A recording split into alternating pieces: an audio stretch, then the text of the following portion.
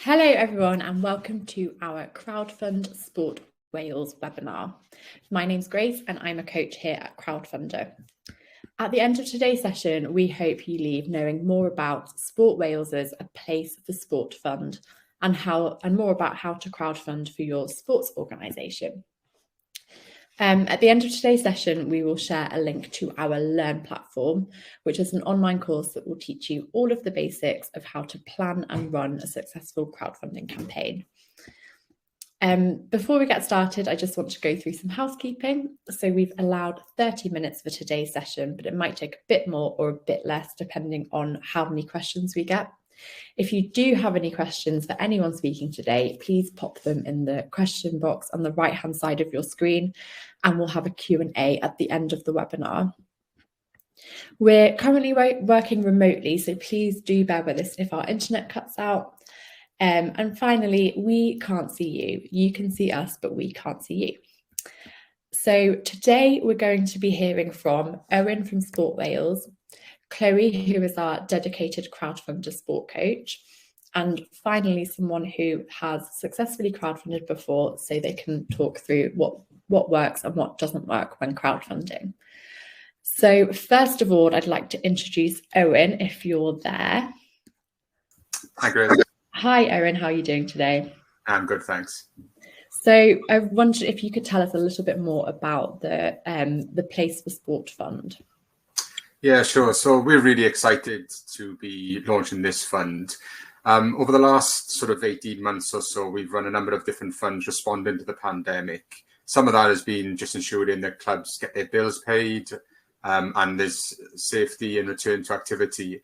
And increasingly, we've heard a lot of things around some of the adaptations and some capital investment that we've been unable to fund over the last sort of 18 months. So this fund is really sort of responding to that need from governing bodies of sport, local authorities who've highlighted this, and directly from clubs as well. So we're hoping to really be able to plug the gaps that we've been hearing about. There's three areas we're going to be funding, but ultimately it's, if I was to crystallize it down into one thing, it's off the field adaptation. So anything that's going to deliver sporting outcomes. So if it's around developing pitches or facilities to be able to do sport per se, then we already kind of fund that through our Be Active Wales Fund. And I'd urge everyone to look at that fund as well, because it is still open and accessible. This off the field fund, the Place for Sport Fund we're launching with Crowdfunder, is about tackling those things that don't directly impact on sport, but absolutely do impact on the club and the organizations that deliver it. So they're split into three things. You know, does the investment impact on the experience? And that might be through changing room adaptations or facilities in that nature, just allowing people to be able to be more comfortable, enjoy the experience of doing sport. Are they there to make the clubs more economically sustainable? That might be through developing kitchen facilities to generate revenue and that type of thing. Or are they there to be able to improve the environmental impact of a club? So that could be solar paneling, a new up-to-date generator, could even be a combination of the two. So providing bike storage facilities for people to actively travel to a club setting, but obviously that's going to improve their experience as well. So it's a combination of those off-the-field things. All the details are on our Crowdfunder page and our actual homepage on Sport Wales' website as well. And the way in which we'll be funding is different levels. So if, in the first instance, an application is eligible, if it is a capital investment that covers one of those three areas I mentioned for off-the-field delivery, then we'll fund up to 30% of the ask. So whatever someone comes in for, if it's eligible, we'll give them 30% if they're able to crowdfund. And you guys will do a much better job of me of explaining exactly how the crowdfunding process works. If it's eligible and it impacts on tackling inequalities, so for example, if these are around changing room adaptations, that's going to specifically help women and girls teams, for example, then we'll fund up to 40% of that criteria. And then finally, because we're really focused on trying to target our investments towards those most in need, we'll be using Welsh Government Index of Multiple Deprivation data. And if the postcode of the project, so where the project is actually being delivered, matches to the lowest 20% most deprived communities in Wales, then irrespective of the inequalities issue, we'll be funding up to 50%. So those are the sort of scales we'll be working towards. 30% eligible, 40% if it tackles inequality, and 50% if it's in one of the most deprived areas in Wales. And together, hopefully, with this fund and with our Be Active Wales Fund, any club across Wales, whether they want investment to deliver sport or to improve the facilities in which they do it, will be able to access Sport Wales funding to be able to do that. Amazing, thank you. That was such a comprehensive overview. So if anyone does have any questions for Owen, pop them in the chat box and we will chat to Owen again at the end of the webinar. So now I'm going to bring in Chloe, who is our sport coach. Hi Chloe, how are you doing? Hello, I'm well, thank you. How are you? I'm good. So Chloe is going to be telling everyone more about crowdfunding. So crowdfunding is a great way to raise both money and awareness for your organisation through engaging with the community. You'll set up a page on our online platform that will look a little like this one here. You'll then promote it to your crowd or community, and those that want to support you or perhaps fancy one of your rewards will make a pledge to help you reach your goal. When you start setting up your crowdfunding campaign, please don't worry if you're not too tech savvy. The platform's really simple to use and we're here to help you every step of the way as well. It's really important before you get started to think about who your audience is. Don't fall into the trap of simply creating a page for your club members. You want your campaign page to be as engaging as possible for anyone that might land on it. So think about those in the local area who may not be connected with your sport whatsoever, but could still make a pledge to help you reach your goal. The key things to include on your page are a little bit of a background on who you are as an organisation and the benefit that your organisation has to the local community. So when it comes to sports clubs, often a clubhouse is a good place to grab a beer after work for the whole community. Maybe other organisations use your facilities. All of these are reasons for more people to be pledging on your campaign and not just your club members. So make sure you include plenty of detail about those sorts of information. Next up, this sounds a bit obvious, but tell us why you're crowdfunding. So go into detail about what it is you're building and why that's important for your club and for the community as well. If you're doing any renovations, let's say you're improving your clubhouse, show us what it looks like now. Sounds a bit silly, but take a picture of it looking miserable and dilapidated and include that on your project page to really paint a picture of why you need to do this project and raise those funds to do so. And finally, you want a section to explain how you're going to spend the money that you raise. As a potential supporter, you're much more likely to pledge on a campaign if you can see the direct effect that your financial contribution is going to make. You can add headlines into your campaign, so it's nice, big and bold, and separate that text to make it a little easier to read. And you can also use images to help separate the text and bring your page to life. It's a great way to make your page more engaging. And finally, you'll see on this page here at the top, there's a video. So videos are the best way to act as an elevator pitch for your campaign. People are more likely to watch a full video than they are read all of the text on a campaign. So it's a great way to grab the reader's attention.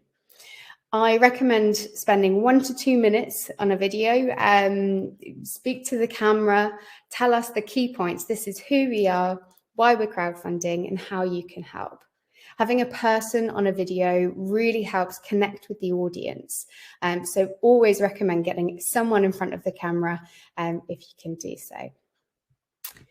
Once you've got all that lovely information and you've got a nice engaging page, it's time to think about rewards. So here at Crowdfunder, we are the top rewards-based crowdfunding platform, which means on top of your standard donation that you'd perhaps associate with traditional fundraising, you can offer something back in return for a pledge.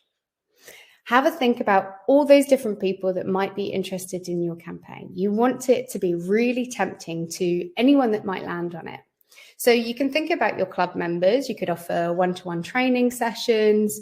You could think about perhaps businesses that might want to sponsor your club. So you could have sponsorship deals as a reward as well. But you can also engage with that wider community by offering rewards that are tempting to anyone, even if they're not interested in your sport. So speak to local businesses who may want to support your campaign. It's actually cheaper for them to offer a product or service to be used as a reward as opposed to making that financial contribution, or in some cases as well as. So this slide shows a couple of examples of rewards I've seen over the past year. So bargain fish and chips voucher. You don't need to be interested in sport to want to pledge on that and grab yourself a local bargain. So a great way to bring in a wider audience. Another feature that we've got here at Crowdfunder is the multiplier.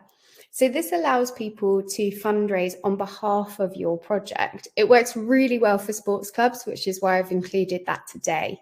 So you'll set up your page just like normal, and you'll activate the multiplier function, which you'll see a button to do so. This will then generate the start fundraising button on your page, and then perhaps members, maybe different teams, or just members of the community that want to support you can actually run a mini fundraiser to help you reach your goal. This works really well with different team members. Sometimes the teams or squads within a club want to compete against each other to see who can raise the most. And also we see lots of the sort of sponsored run, sponsored swim type fundraisers as well. So it's a great way to get more people involved in your campaign and potentially add a bit of a competitive element to it too.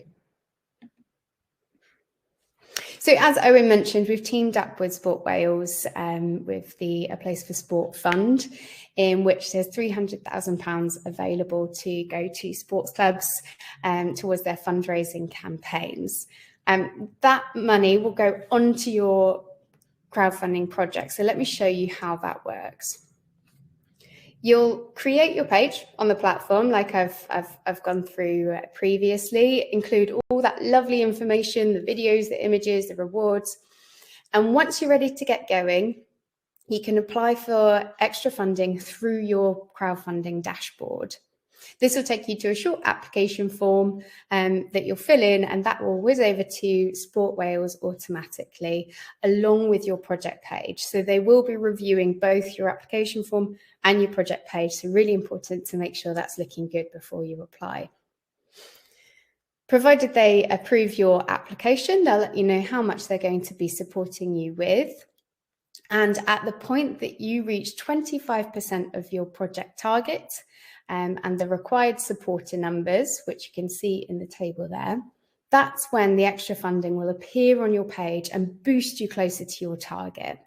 So let me give you an example. If your target is £10,000, you can see that you need at least 50 unique supporters in order to activate that pledge from Sport Wales. So the pledge is on there, you've got some momentum going. You now need to make sure that you reach at least 100% of your project target in order to secure the extra funding. If you don't reach 100%, you will not secure extra funding from Sport Wales. So this is really important. Then once you've reached your target, you don't have to stop until your scheduled closing date. So you can add a stretch target to continue crowdfunding, to avoid your campaign looking complete, and to give your crowd a reason to continue supporting you. Now, you guys are all at an advantage here because sport crowdfunds really well. That makes sense to me. Crowdfunding is all about the communities coming together and cheering for a common goal. And I think the same could be said about sport. Plus, quite often you'll have a team of people that are going to benefit from your project. And therefore, you've got lots of people to get involved with your campaign. get a team together and share the tasks amongst you, and play to everyone's strengths. We don't expect you to be an expert at everything, but with a team involved and of course with our help, you'll absolutely be able to make it a success, whatever your sport is. I've worked with all sorts here. This is just some examples of the clubs that I've worked with recently. You'll see all sorts from cricket clubs to rugby clubs, swimming, and then some more slightly niche sports like speed skating and kendo. So it doesn't matter what sport you practice, you'll be able to crowdfund for it. That's all from me for the time being. Grace, I'm going to hand back to you. Amazing. Thank you so much, Chloe. That was really, really helpful. So we're also going to be hearing from someone who has successfully crowdfunded already. So today we've got Dan, who crowdfunded for Bromsgrove Rugby Club. Hi, Dan. So Dan raised an amazing £33,711. 107 supporters. So if you do have any questions for Dan, please just put them in the chat box and we can go through them in a bit. So Dan, I just thought if you want to tell us a little bit about your project, first of all. Yeah, sure. Basically, it was a renovation of some changing rooms and an extension to be able to offer the changing rooms the rugby club had at the time a sort of a communal shower block, and we want to be able to offer more diverse women and girls rugby and things like that. To do that, we've got to have segregated changing areas. So therefore, the plan is to build an extension and therefore create bigger changing rooms with their own changing facilities and showers within them, and that will then allow us to be able to do that more successfully. Okay, amazing. And why did you decide to crowdfund? I did a bit of research on what opportunities there were, and I looked at some of the other clubs that had crowdfunded successfully, and I thought it was something that was a good fit for us as an organisation, and really sort of followed my way through the process of some of the webinars or the information on Crowdfunder, and also, like anything, stealing good ideas of other clubs and doing my research that way, really. Great. So was there anything that you found particularly difficult about crowdfunding? Not particularly. I think the hardest thing was just keeping tabs of all the different people buying rewards. Obviously, you get the spreadsheet with it, but then we did which was probably our most successful campaign, was our buy a brick scheme. But then getting all the inscriptions for the bricks and keeping on top of nearly 175 brick inscriptions, that was probably the most challenging thing of all. Something I think it's good for people who haven't crowdfunded perhaps before. Obviously, you have to be aware that the rewards are something that you do organise it yourself. So sorry, were you going to say something then? No. Oh, sorry. So the rewards are something that you'll organise yourself. So it's important to source rewards, but also something, I guess, to be mindful, I guess, in your experience, just to make sure it's something that you can still deliver. Oh yeah, it was fine. It was just a laborious sort of time-consuming activity, really. Yeah, of course. How many bricks did you end up? Somewhere between about 160 and 170. A lot of bricks. And then was there anything that worked particularly well with your crowdfunder? I think the video was very useful for us. That sort of really resonated with people, and we also got people involved from different sections within the club and why the development would be useful for them as well. And that worked really well. Okay, great. And I was going to ask you about the video. So a lot of people who are crowdfunding, I think it's something that might make them a bit nervous, the idea of having to film a video or the idea of being on screen. Have you got any tips or any advice for people on how to make a video? I mean, we were quite lucky in a way in that we and I think this would probably be my biggest message with this is don't think that you've got to do it all yourself. Actually, get out there and try and you're not only trying to raise money from the people within your sort of, whether it's your club membership or outside, but also there's a lot that normally in a club environment, there's a lot of people with a lot of skills, and actually it's tapping into those skills of other people and helping. And as was already said, raising funds for junior sport, there's always a parent that's got an identity with that and an affinity with that, and normally they're more than willing to help. And we were lucky enough to have somebody with a little bit of professional sort of acting skills and a bit of professional video experience, who just helped us just go through a very simple process with it, really, and just said, this is how you're going to hit your message, and that helped. But that would be my big thing, really, is don't set off on a journey, think, right, I've got to do everything. It's actually just, find the people within your club who can help you achieve your goals. Exactly. It's like Chloe mentioned earlier, like the way sports clubs are is set up really well for crowdfunding. So what you crowdfunded for the extension, how is that coming on so far? Well, it's already, we've got all the planning permissions now granted, so it's all ready to go. It's just now a question of getting the right time, because now that we've hit the season, we're just questioning whether we should leave it till after Christmas or get it going straight away, just because of the sort of practicalities of, if it means taking out 2 changing rooms while we're in season, it might be difficult. But we've got pretty much everything ready to go, and we're, that planning stage is happening as we speak. Amazing. So obviously that's the benefit of the financial benefit from crowdfunding, that you're now able to fund this extension. In terms of any other benefits to crowdfunding, what would you say those might be? So for me, it actually was a really good activity in bringing people together from different sections within a club. In many respects, you can be part of a club, but actually very siloed into either an age group or a senior squad or cults or whatever. And actually, it was something that brings people together to do something that it's going to benefit everyone in the long run, and hopefully people for future generations. And actually, it just gets people talking and sort of breaking down those sort of barriers between, say, coaching the under 7s and, say, myself and a few of the first team coaches. Yeah, definitely. I think crowdfunding it's all about getting the whole community involved, telling everyone about what you're crowdfunding for, spreading the message. So that's great. So I know we're getting in some questions from the audience. So Owen and Chloe, do you want to pop back on and we can start going through these?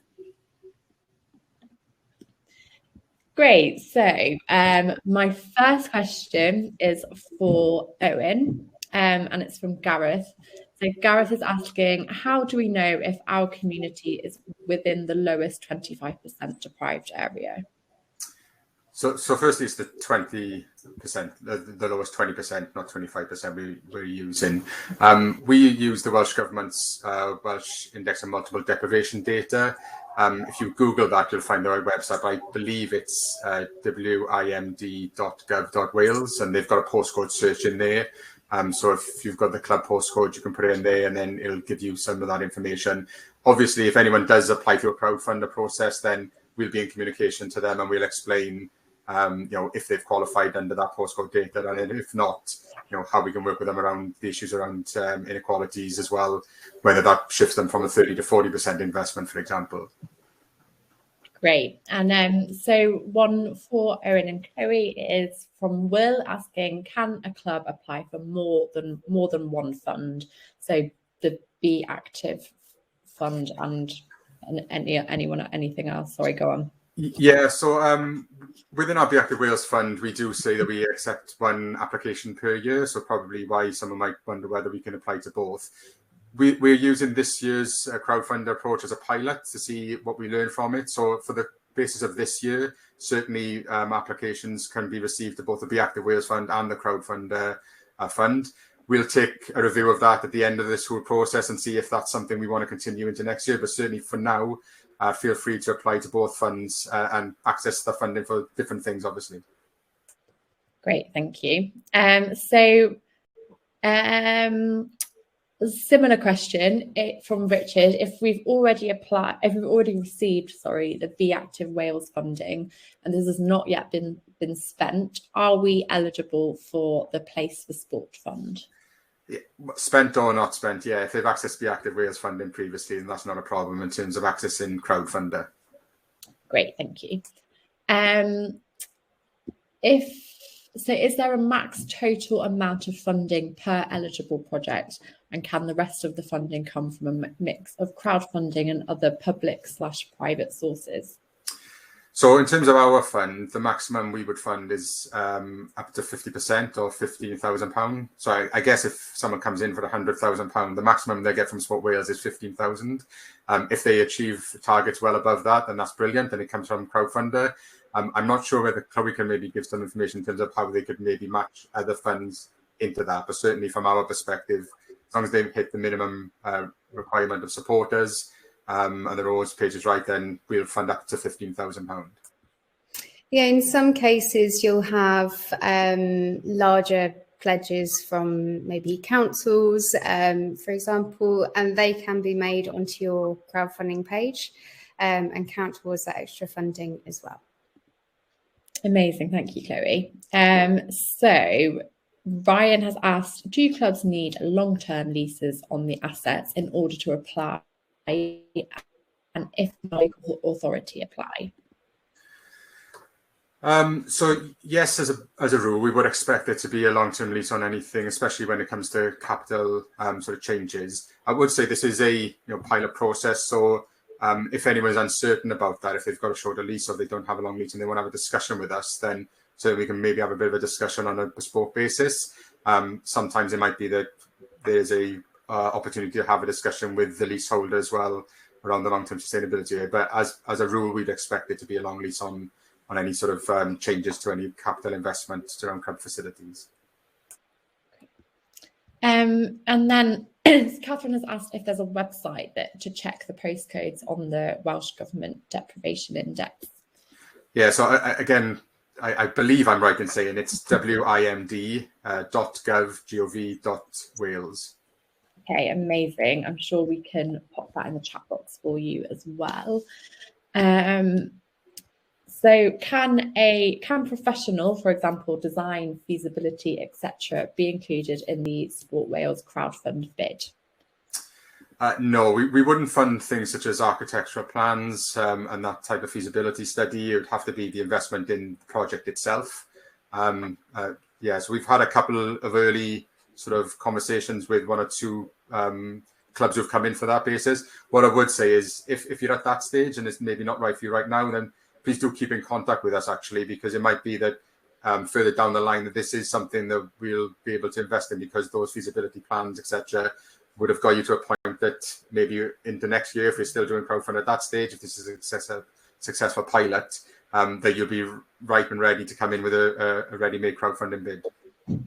Great. So I've got a couple more questions for you, Owen, and then I've got a couple for Dan as well. So I appreciate there's a lot for you to get through. So Rob has asked, we've got plans, but we've not applied for planning permission yet. Can they still join?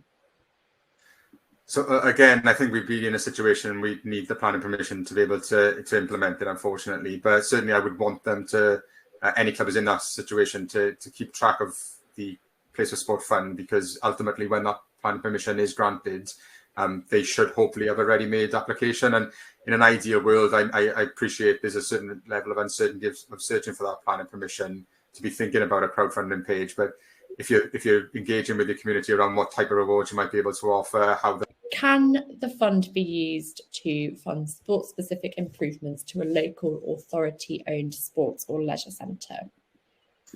So unfortunately, no, we won't be allowing local authority or leisure trusts to apply for the fund. Again, there might be some grey areas in this. So whilst there is a general rule of thumb around these things and the guidance and the eligibility and criteria, is both on the Sport Wales website for more detail and the Crowdfunder website. If there's any grey areas, we want to be a really customer service focused organisation. So, we're more than happy to take some questions around some specific examples where perhaps there is some discussion to be had. But as a rule, as a principle, then the answer would be that we wouldn't fund those types of applications. Okay, great. And then Dan, would you crowdfund again? And if you would, what would you do differently? Yeah, I would crowdfund again. I think in terms of doing differently, I think it's about knowing your own area as much as anything, and knowing the people that you're working with. So it's really tricky to say I'd do anything differently with a group that we worked with last time. If I was working with somebody else, it would be it's got to suit the environment you're in and the people. You've got to get your rewards right for your particular environment and group of and community, really. That's probably the advice I'd give. It's like we had quite a few different rewards. Some of them didn't really go at all, and others went really, really well. And I think having that variety and that choice was really, really a good thing, rather than just picking one or two. Having choice in your rewards at least allows, if you get a few wrong, and I think that's the thing, don't be afraid to make mistakes, because you learn all the time with things like this, don't you? Yeah, that's really, really good advice. No one's going to start crowdfunding and be an expert straight away, so definitely. So is that, in terms of the questions, I think we've got through most of the ones that we've got time to answer. So I know you just touched on it there, Dan, but if you had one piece of advice for people who are about to start crowdfunding, what would that be? Go for it, really. I think, it was a really simple process. There's plenty of support out there, and you can get support from the government as well. Like, we got some funding from Sport England with our project as well. So there's no real reasons not to do it. It just takes a little bit of time and effort to set it up, and then you're away. Amazing. Thank you so much. So thanks, guys, for answering all those questions. I'm going to hand over to Chloe just to go through the next steps. So hopefully everyone has a good understanding of what crowdfunding is all about and how it's going to benefit your club. If you do have any other questions regarding criteria or crowdfunding, please do get in touch. We're here to help you. I'm here to help you along the way with your crowdfunding campaign and eligibility and so on. So don't hesitate to reach out. But the next steps is to become an expert. So we've got an online learning platform, which is an interactive course that goes through the stages of planning, creating, and running a successful campaign. It's full of tips and tricks to help you make your campaign a success, and definitely the best place to get started. Amazing. Thank you so much. So I appreciate there's lots of questions still coming in. So please do get in touch if you need any more clarification or if you need any more help with anything. And as Chloe said, the Learn platform is really, really useful to help you learn about how to crowdfund. So thank you, everyone, today. Thank you, Chloe, Owen, and Dan. It's been really, really informative, and hopefully you've inspired lots of people to start crowdfunding. Just before we go, Grace, if it's okay, can I just say, I know there's lots of questions but we haven't had a chance to answer. What I'll do, if it's possible, is try to capture all those questions, and maybe we'll send out some sort of, or either we'll update the FAQs if they're not already there, which they should be. And if there are any questions we can maybe send out directly to participants, then we'll try to do that to make sure that anyone who hasn't had their question answered today will ultimately get it answered. Amazing. Thanks so much. Okay, thanks, everyone. Thanks, everyone. Bye.